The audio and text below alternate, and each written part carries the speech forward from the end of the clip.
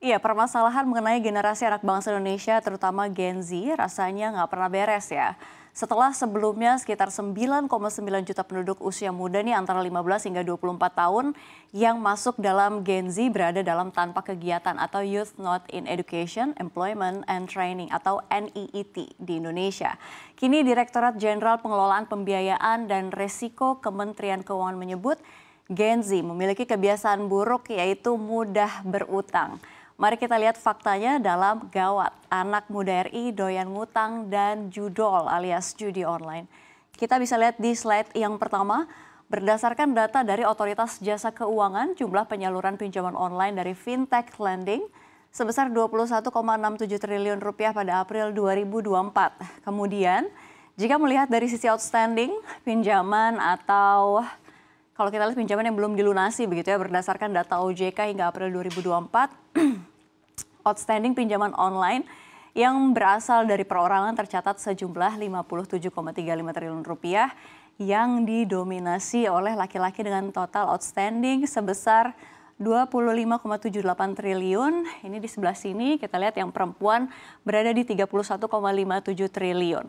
Dari sisi usia, total outstanding pinjaman online yang berasal dari perorangan ini sebesar 57,35 triliun, didominasi oleh usia Gen Z dengan total outstanding 28,86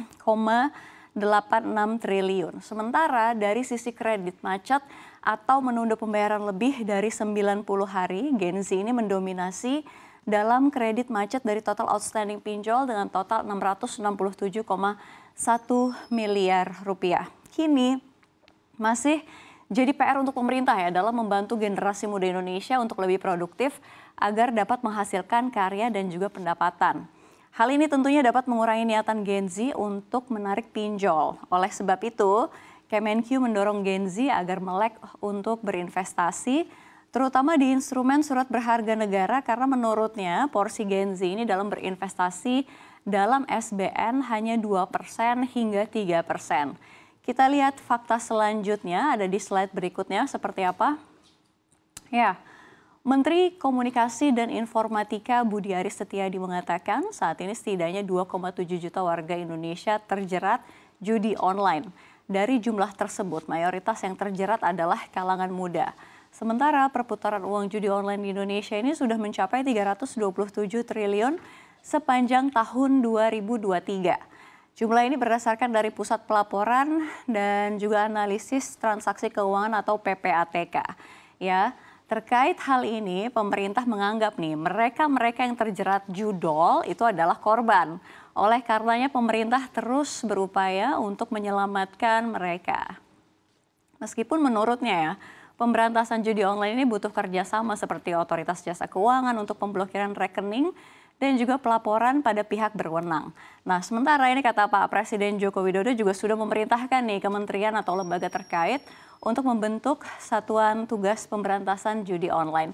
Lalu kalau kita bertanya-tanya ya, mengapa Gen Z dan milenial ini cenderung lebih suka berutang? Kita lihat slide berikutnya. Faktanya adalah alasan pertama ini didorong oleh kemajuan teknologi. Jadi bisa dilihat ya, saat ini tuh banyak sekali aplikasi digital yang memberikan kemudahan dalam mengajukan pinjaman seperti fintech, pendanaan bersama dan juga pay later.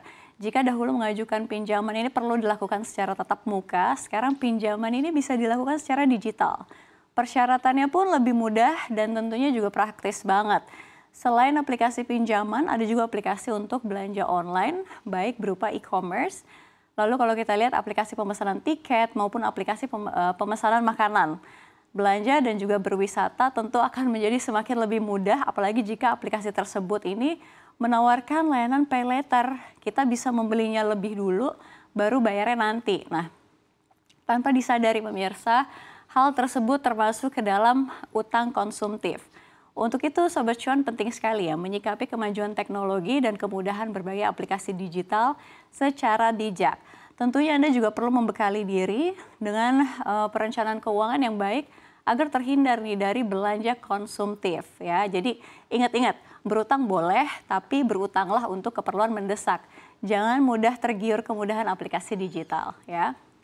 Lalu kita lihat di alasan berikutnya, jadi ini didorong oleh profil Gen Z dan milenial sebagai kelompok usia produktif yang bekerja dan memiliki pendapatan. Artinya Gen Z dan milenial ini memiliki uang untuk membiayai belanja dan kebutuhan sehari-hari. Hanya saja jika kita nggak cakap untuk mengatur keuangan, Gen Z dan milenial akan cenderung menjadi konsumtif. Ini lebih jauh lagi, jika pendapatan yang dimiliki tidak cukup untuk membiayai pengeluaran utang, maka utang akan menjadi solusi sementara. Padahal ini merupakan sumber masalah. Misalnya ya, Anda menggunakan pay later untuk membeli gadget baru dengan dalih akan menerima gaji dan dapat melunasi utang tersebut di bulan depannya. Jika nggak membuat perencanaan keuangan yang baik, tentu hal ini bisa membebani Anda di masa depan. Nah, jadi gini, kurangnya literasi keuangan ini tentu akan membuat sulit untuk menabung atau berinvestasi. Malah cenderung menggunakan produk pinjaman secara tidak bijak ya. Untuk itu Anda perlu sekali membekali diri dengan literasi keuangan yang baik. Jadi dengan memiliki pemahaman produk keuangan dan juga perencanaan keuangan, ini Anda akan lebih selektif lagi dalam mengatur pengeluaran, mengutamakan kebutuhan dibanding keinginan. Sehingga ini tidak terjerumus dalam kebiasaan berutang.